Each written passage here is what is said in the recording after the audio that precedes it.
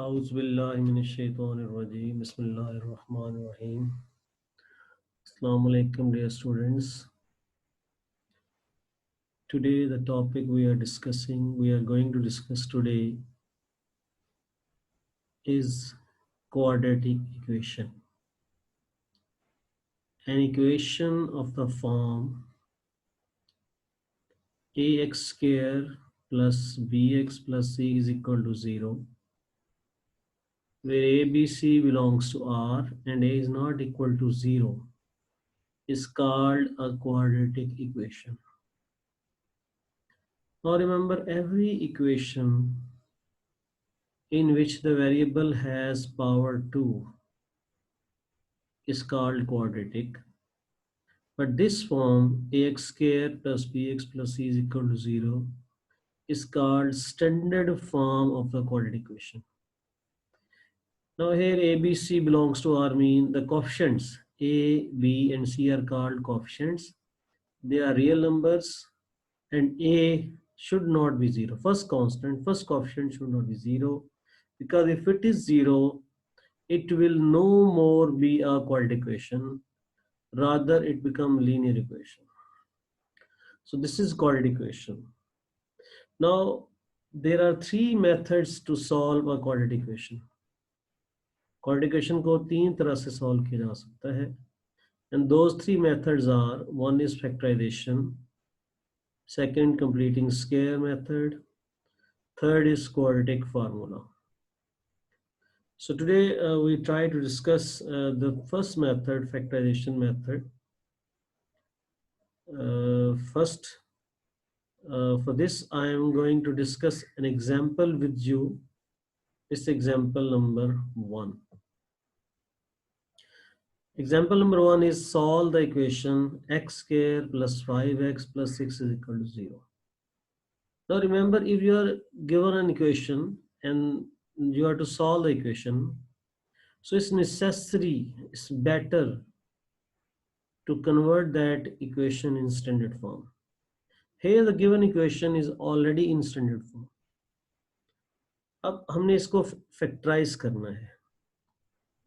There are various method of factorization. Factorization बहुत तरह से हो सकती है.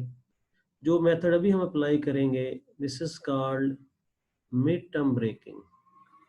अब देखें, जो equation हमें दी गई है x square plus 5x plus 6 equal to 0, इसमें हमारे पास तीन terms हैं. तो हम इसमें जो मिडिल टर्म है 5x, इसको ब्रेक करेंगे, इसको ब्रेक करेंगे, दो टर्म्स बनाएंगे. तो इस तरह यहाँ टोटल टर्म्स के साथ 4 हो जाएगी. अब ये थोड़ा सा टेक्निकल है, इसको समझने की ज़रूरत है. तो अगरचे जो जिन स्टूडेंट से मैं मुखातब हूँ उन्होंने ये काम पहले भी किया हुआ, लेकिन हम इसको थोड़ा रिवाइज करेंगे, थोड़ा सा इसको मज़ीद डिस्कस करेंगे. लेकिन इसका तरीक़ेकार ये होता है कि आपने सबसे पहले एक्स स्क्वायर का कोएफिशिएंट, अब यहाँ एक्स स्क्वायर का कोएफिशिएंट जो एक्स स्क्वायर से पहले लिखा होता है कुछ भी नहीं है. अगर कुछ कोएफिशिएंट नहीं है तो इसका मतलब ये 1 है.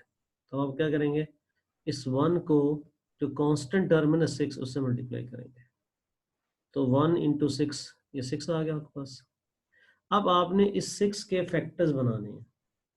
अब देखें 6 के फैक्टर्स बन सकते हैं मिसाल के तौर पर 1 इंटू 6, 2 इंटू 3.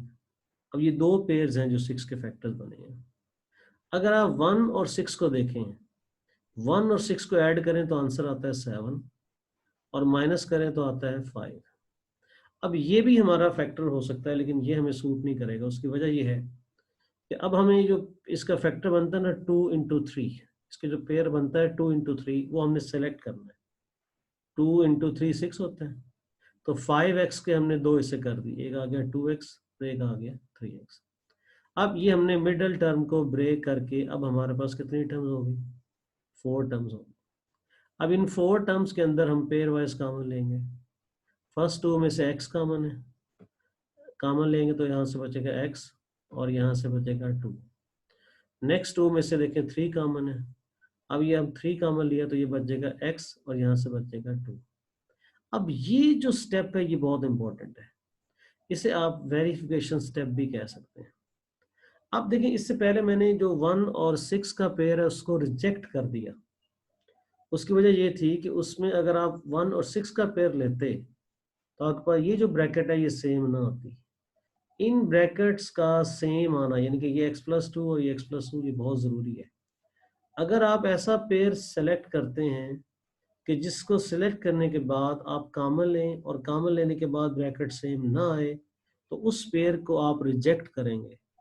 तो इसलिए हमें पहले ही हमने यहाँ पर 2 और 3 को सिलेक्ट किया।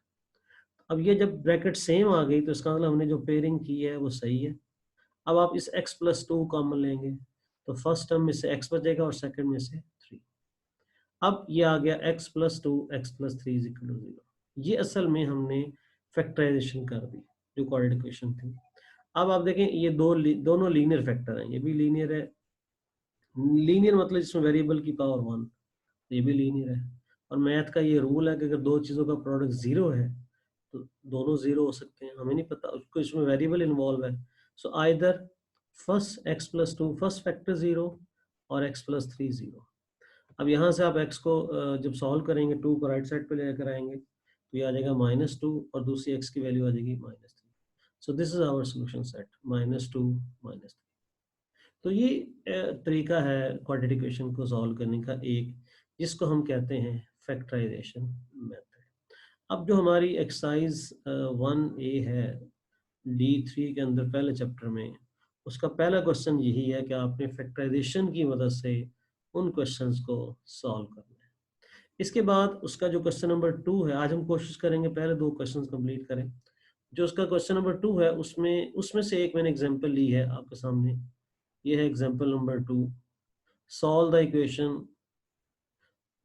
Equation x plus one whole square is equal to 9। ये बहुत आसान है, इसमें ऑलरेडी आपका जो है वो स्क्वायर कंप्लीट हुआ है।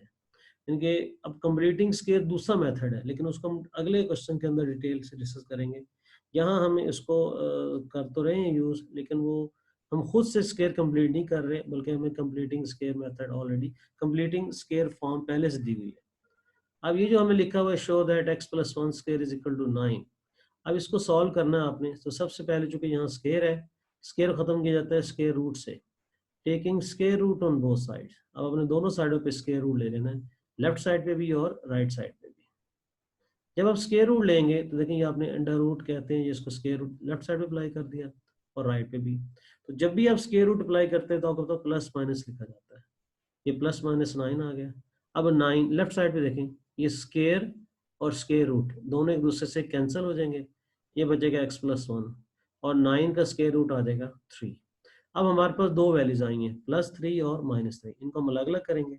Either x plus one is 3 और x प्लस वन इज -3। एक +3 की वैल्यू आ गई और एक -3। इस वन को राइट पे लेकर आएंगे माइनस हो जाएगा, 3 माइनस वन 2 पहली x की वैल्यू। इस वन को इधर लेकर आएंगे तो ये माइनस हो जाएगा, -3 -1 -4। So the solution set is 2 -4। तो ये आज का हमारा लेक्चर था, इसमें हमने क्वाड्रेटिक इक्वेशन को थोड़ा सा डिस्कस किया और उसको सॉल्व करने के मेथड। इसमें हमारी जो एक्सरसाइज है 1A, उसके पहले 2 क्वेश्चन हमने जो है वो कवर कर लिए हैं। तो मैं स्टूडेंट्स से मैं उम्मीद करता हूँ कि आप जो पहले 2 क्वेश्चन हैं उनको कंप्लीट करेंगे। अस्सलाम वालेकुम रहमतुल्लाहि व बरकातहू।